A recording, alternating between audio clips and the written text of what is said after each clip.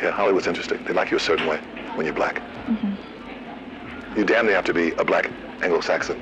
And, I mean, I've played nursemaid to a lot of druggies. I mean, from Richard Pryor, which is most of my best friend, and who I love very dearly, and Flip Wilson, Red Fox, I mean, there's a list of them. He was the unseen mind behind legends like Richard Pryor, Eddie Murphy, and Dave Chappelle.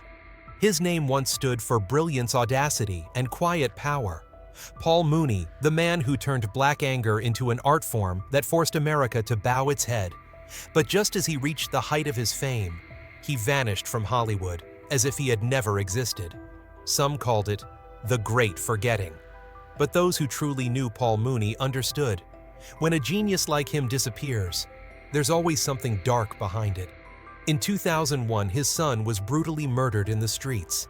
In 2019, he was pulled into a devastating accusation that nearly destroyed a career spanning decades. Some saw him as a forsaken genius. Others believed he carried one of the darkest secrets in the history of American comedy.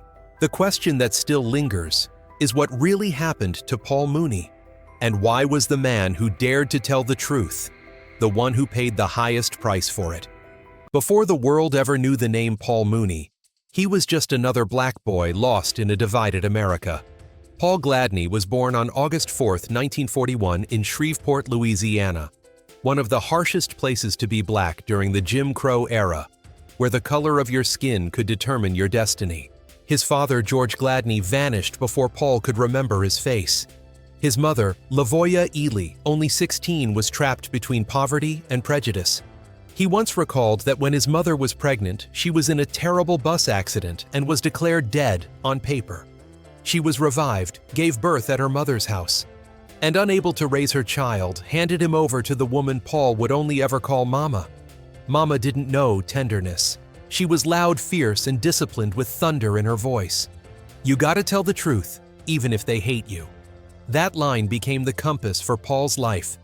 The truth teller, who would one day make Hollywood fall silent with his honesty. His childhood was strung tight like a wire. In Jim Crow Shreveport, a black child learned to bow his head just to survive.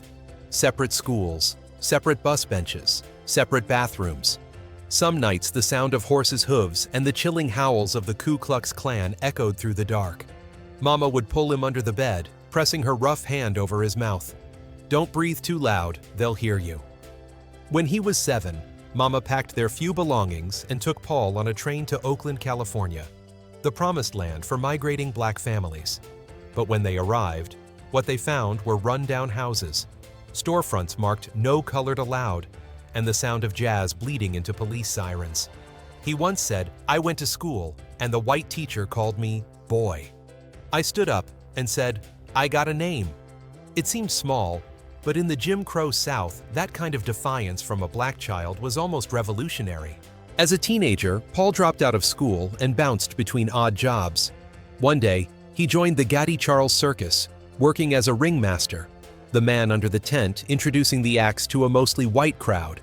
Under the dim gold lights, with the smell of sawdust and sweat in the air, he found his first stage.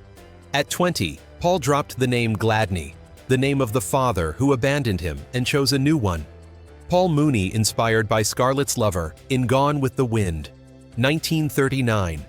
It was irony at its finest, reclaiming a name from a film that glorified slavery and turning it into his own symbol of freedom. It wasn't just a stage name, it was a declaration of rebirth. If you want to survive in America, he said, you either make them laugh or make them afraid. From the circus to Hollywood. In the 1960s, as America shook under the civil rights movement, Paul Mooney moved from small vaudeville stages in Oakland to Los Angeles, where laughter finally started paying the bills. But what he brought wasn't the kind of light white comedy Hollywood was used to. He brought the rage of Oakland's ghettos and turned it into a new language. It was funny, yes, but it also hurt. It was so raw, so true that sometimes the audience didn't laugh, they just went silent. In 1968, he met Richard Pryor, the rising star, brilliant, volatile, reckless, and real. That handshake would change American comedy forever. They became partners, brothers in spirit, and together they redefined what black comedy could be.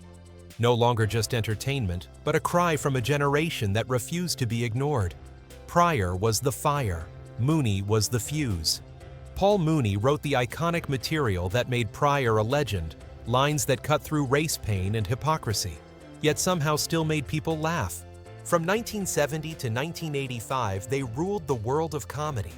Mooney wrote for Pryor's landmark albums, Is It Something I Said, 1975, which grossed over $1 million in its first year, and Bicentennial En Chautier 1976, which won the Grammy for Best Comedy Album and turned Pryor into a cultural icon. Mooney's fee ranged from $10,000 to $50,000 per script, but that wasn't what he wanted. What he wanted was the right to tell the truth. The first time America was forced to listen. Paul Mooney wasn't just an artist. He was the voice of the Black Pride movement, a celebration of color roots and culture. During the 1970s and 1980s, when American media glorified whiteness and distorted Black identity, Mooney fought back with the most dangerous weapon of all laughter, The Richard Pryor Show, a revolution on NBC. In 1977, NBC took a historic risk and gave Richard Pryor his own show, The Richard Pryor Show. Who built it from the ground up? Paul Mooney. He became the first black-head writer of a national late-night show, something that had never happened before. After just 4 episodes, NBC pulled the plug. The reason: too black, too real, too dangerous. One of Mooney's sketches, Exorcist 2. The black version was banned immediately. NBC panicked, advertisers panicked. But within the black creative community, Mooney became the truth teller. He was paid only $2,500 per episode, but his reputation spread through every writing room in Hollywood. Everyone knew, if you wanted to make people laugh and make them think you called Mooney, when blackness became a manifesto. At a time when black actors were only allowed to play servants or clowns, Mooney turned blackness into power. He wrote for Sanford & Son, which drew over 30 million viewers per episode, and for Good Times, the defining show of black working-class America. Every joke, every punchline carried Mooney's fingerprint, funny, bitter, and painfully honest, the kind of humor that made white audiences laugh to hide their guilt. Mooney's acting career was just as fearless.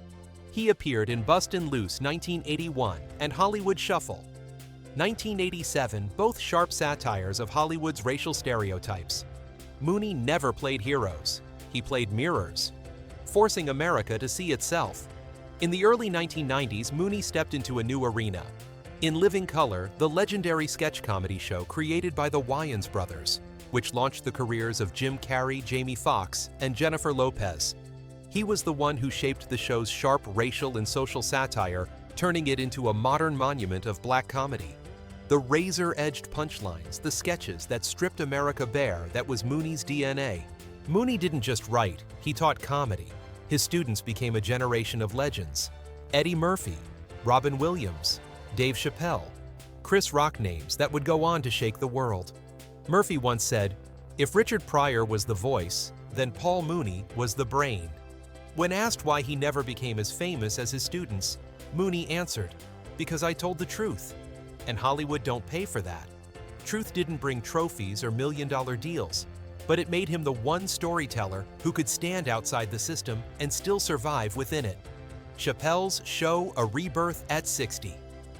In the early 2000s, Mooney returned on Chappelle's show Comedy Central. There he played Negrodamus, a black prophet both hilarious and cutting, exposing the contradictions of America. At nearly 60, he wrote and appeared in segments like Ask a Black Dude, Negrodamus, and Mooney at the Movies. His jokes cut with surgical precision, like when he said, "Everybody want to be a nen, but nobody want to be a nen." The show averaged 4.8 million viewers and grossed over $50 million in DVD sales, cementing Mooney as the invisible godfather of modern comedy. He earned only $30,000 a season, a fraction of what he deserved. But Dave Chappelle called him the soul of the show. For more than half a century, Mooney didn't need Oscars or red carpets. He wasn't a rich star, but he was the man Hollywood feared and respected, because he dared to say what everyone else tried to hide. He once vowed to stop using the N-word in his performances, a way to challenge both himself and the entire comedy industry, forcing them to face the truth without leaning on the painful language of the past. At his peak, he was known as the conscience of black comedy. Some people feared him. But those who truly understood him revered him as the first teacher who proved that laughter itself could be a form of resistance. Paul Mooney didn't just make America laugh, he made America listen. Hollywood, a place everyone dreams of entering, but few have the courage to tell the truth about. Paul Mooney was the man who did. Hollywood and the perfect Negro. In a 2008 interview with Real Black TV, he said Hollywood's interesting. They like you a certain way when you're black. You damn near have to be a black Anglo-Saxon. The quote infuriated producers, but it was the raw truth, the perfect summary of the black artist's tragedy in the entertainment industry.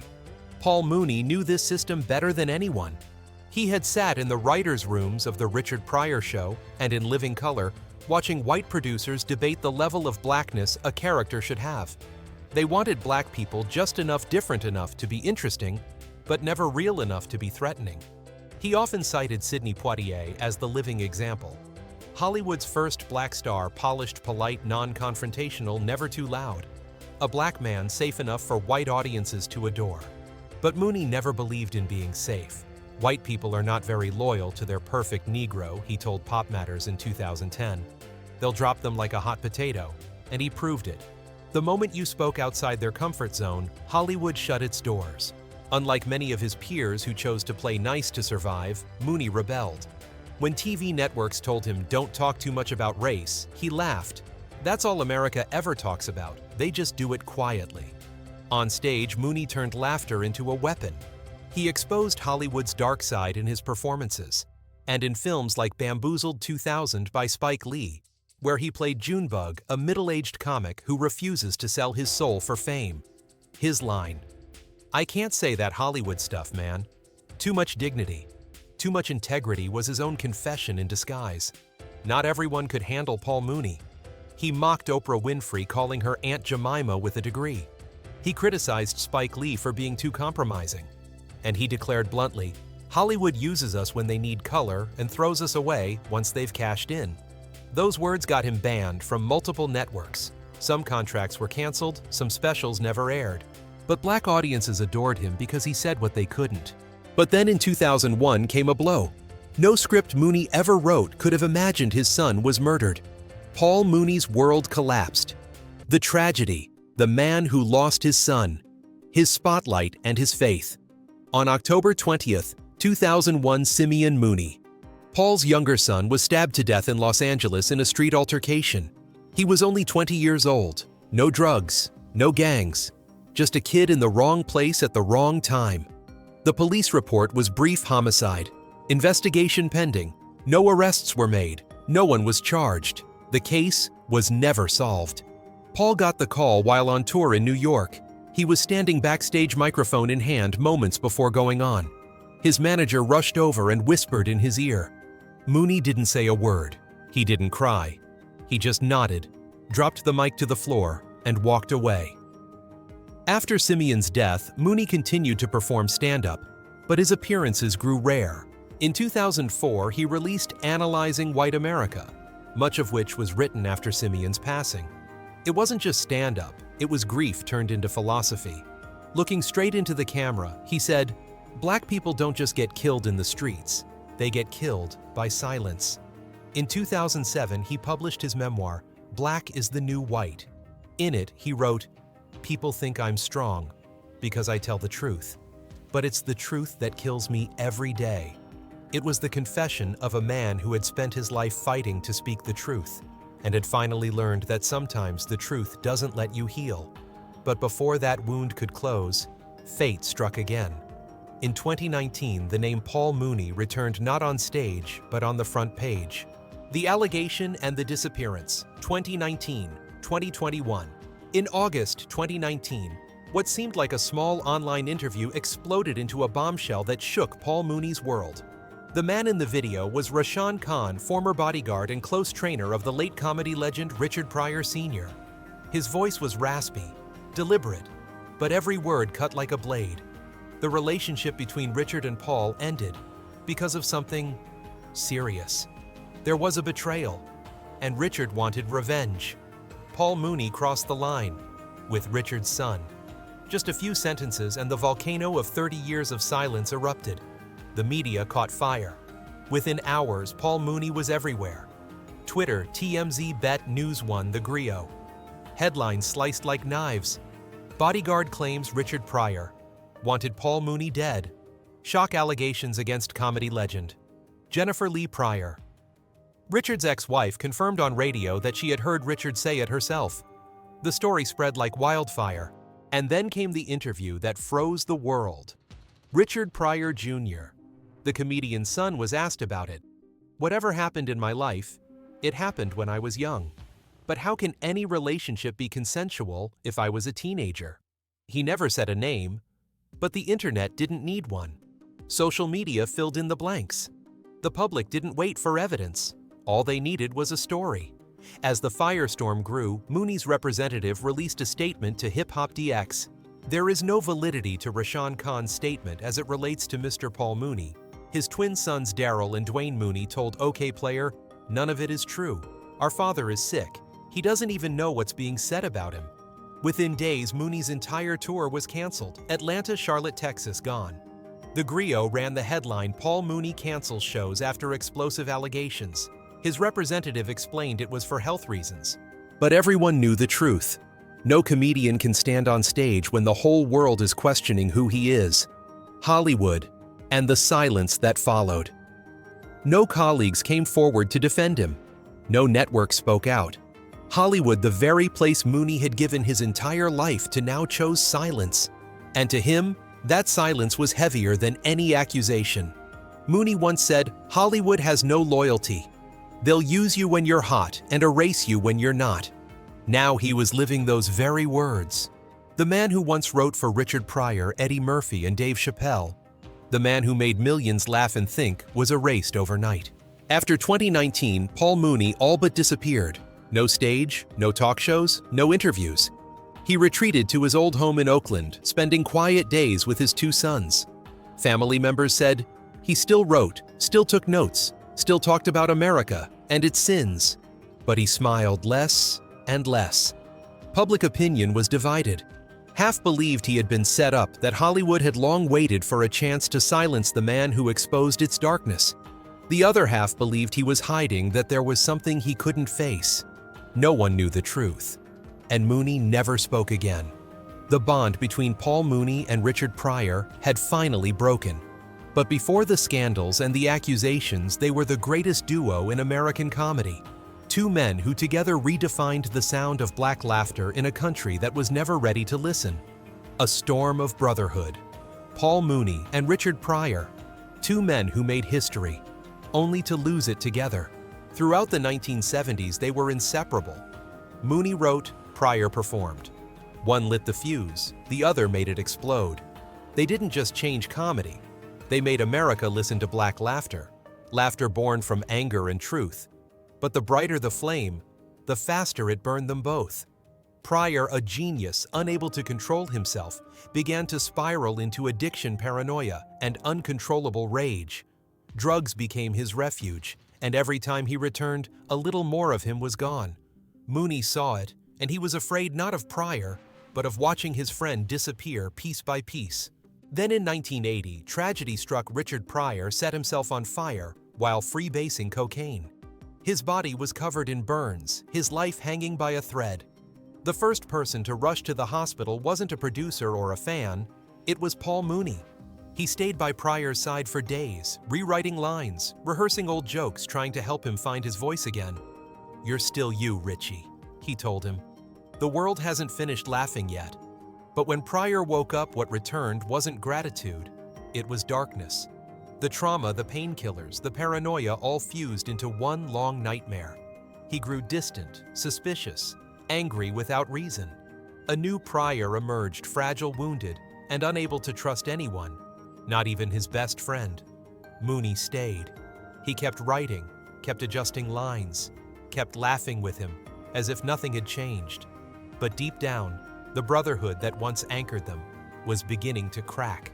The final film and the goodbye. They never said, when Pryor decided to make JoJo Dancer Your Life, is calling his semi-autobiographical film, he called Mooney back. Mooney agreed, knowing this might be their last collaboration. On set, they barely spoke. From there, they went their separate ways. Pryor kept fighting multiple sclerosis until his death in 2005. Mooney kept performing, still mocking Hollywood, still using laughter like a scalpel to expose America's wounds. But he rarely mentioned Pryor again. And in 2019, when the storm of allegations hit, when the names Richard Pryor and Paul Mooney appeared together in headlines once more, the world understood that the bond between the two legends was gone for good. On stage, Paul Mooney was fearless. He could dissect Hollywood mock white America challenge politics and laugh at everything the country refused to say out loud. But when the lights went out, he became a quiet, private, almost mysterious man. A father, a husband, and a lonely soul. Mooney was once married to Yvonne Mooney, an actress and model in the 1970s. They had 4 children, Dwayne and Daryl, twin sons, who later became comedians like their father, and 2 others, Shane and Spring Mooney. The Mooneys lived in Los Angeles during the years Paul wrote for The Richard Pryor Show. Though sharp-tongued and strict, Mooney was known as a deeply loving father. Yet his marriage with Yvonne didn't last. After years apart, driven by work distance and the chaos of show business, they quietly separated. No drama, no lawsuits. Like everything Mooney did, even heartbreak was private. In the 2000s, Mooney lost one of his sons, Shane Mooney. The loss shattered him. Paul Mooney never remarried. No scandals, no public romances. For the rest of his life, he lived with his sons and daughter in Oakland. In one rare interview, he said, "I'm married to the truth, and that's a jealous wife." It wasn't a joke, it was his reality. He dedicated his life to the craft, to the art, to speaking the truths others were too afraid to say. And the price was solitude. Offstage, Mooney spent much of his time lecturing at universities like Howard Morehouse and UCLA. He spoke about dignity, identity, and the responsibility of Black artists facing fame. He turned down endorsement deals, refused reality shows, and wouldn't clean up his language to please sponsors. At civil rights forums, he appeared alongside activists like Dick Gregory and Angela Davis. He wasn't a politician, but his voice carried like a form of cultural resistance, an art of truth. That's why even without trophies or televised honors, Paul Mooney remains a revolutionary of language. The man who turned comedy into a weapon for truth and a mirror for America's conscience. ChatGPT John Noy, Wealth and Paradox.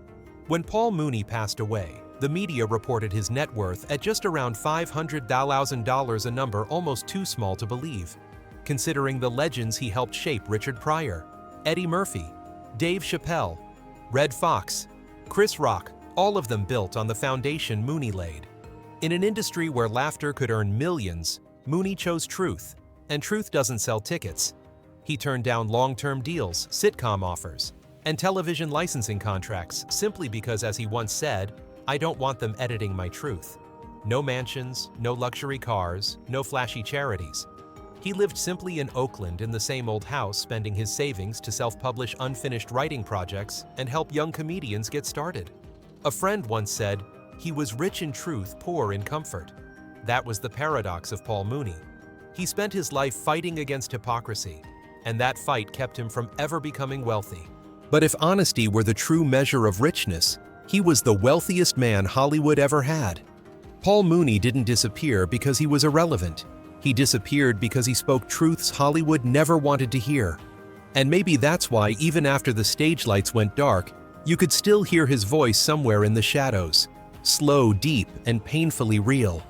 The final year's silence. Illness and death. After decades in the spotlight, Paul Mooney began to fade quietly from view. His body started betraying the sharp mind that had defined him. In 2014, he was diagnosed with prostate cancer, a late warning that even the strongest can't outrun time. He kept performing, still joking about death, about Hollywood, about America itself. But behind the laughter, everyone could see he was getting weaker. By 2017, after more than 50 years on stage, Paul Mooney officially retired from touring. During his final show in Texas, he told the crowd simply, "I'm tired, but don't worry. The truth ain't dead yet." On May 19, 2021, Paul Mooney died of a heart attack at his home in Oakland, surrounded by family. He was 79. His publicist, Cassandra Williams, told reporters he had no prior health issues. It just happened. His death closed a monumental chapter in Black comedy and reopened an endless question. Was he an exiled genius? Or a man punished for telling the truth? Across social media, tributes poured in. Dave Chappelle told TMZ he was the best to ever do it. He wrote the truth, and that's the most dangerous thing a man can write. Viola Davis wrote, "He was both hilarious and heartbreaking. I'm grateful I got to witness a man live fully in his truth." Ava DuVernay shared, "I listened to his album Race in college. It taught me that freedom doesn't live in laughter. It lives in the courage to say what makes others uncomfortable." Mooney once said, "Hollywood likes you a certain way when you're black." But in death, it was black artists, those shaped by his fire, who brought him back to where he belonged as a symbol of truth. Paul Mooney didn't die in tragedy. He left like a soldier who'd completed his mission. No fortune, no trophies, just words powerful enough to make America look at itself in the mirror. Legacy: the truth teller of Black America, the man behind the history of black comedy. Mooney didn't just perform on stage, he stood behind the very history of it. In the 1970s, when American television still tiptoed around, Race Mooney walked into Hollywood armed with nothing but a pen and the courage of a man who feared no one. He was the head writer and the soul of the Richard Pryor show, the creative mind behind unforgettable sketches in Living Color and Chappelle's Show. It was Mooney who helped Richard Pryor craft the art of revolutionary comedy laughter that confronted America's darkest truths. When Hollywood only wanted black characters who were safe and agreeable, Mooney gave Pryor words that made audiences fall silent, then laugh uneasy through their guilt. He understood that laughter could kill lies faster than any sermon ever could. Without Mooney, there would be no Richard Pryor as we know him. Without Mooney, there would be no Chappelle, who once said Paul Mooney was the blueprint. We just built from his design. From Pryor to the Wayans brothers, from Chappelle to Chris Rock, every generation of black comedy carries Mooney's DNA: fearless truth, sharp intellect, and refusal to bow down. Paul Mooney didn't chase Emmys or Oscars. He didn't care for box office numbers or trends. His legacy isn't measured in revenue or awards. It's measured in courage and the guts to tell the truth, and to be unapologetically black on an American stage. More than half a century later, his laughter still echoes through injustice, through protests, through a world still learning how to face the truth. Dave Chappelle, Chris Rock, Wanda Sykes, Key and Peele. They all admit they exist because Paul Mooney paved the way. He didn't just make it okay for black people to laugh, he made it okay for them to tell the truth while laughing. Hollywood never honored Paul Mooney enough, but history will, because he was and remains the truth teller of Black America. What do you think, Paul Mooney, a rejected genius, or a man who paid the price for his own truth? Leave a comment, hit like and subscribe, because the next story will uncover more truths Hollywood never wanted you to know. All data, analysis, and commentary in this video are presented based on information available at the time of production. The content is subject to change over time and should not be considered a definitive forecast. There is still so much more to explore: stories of resilience, legacy, and truth. Feel free to dive into some of our top recommended videos now appearing on your screen.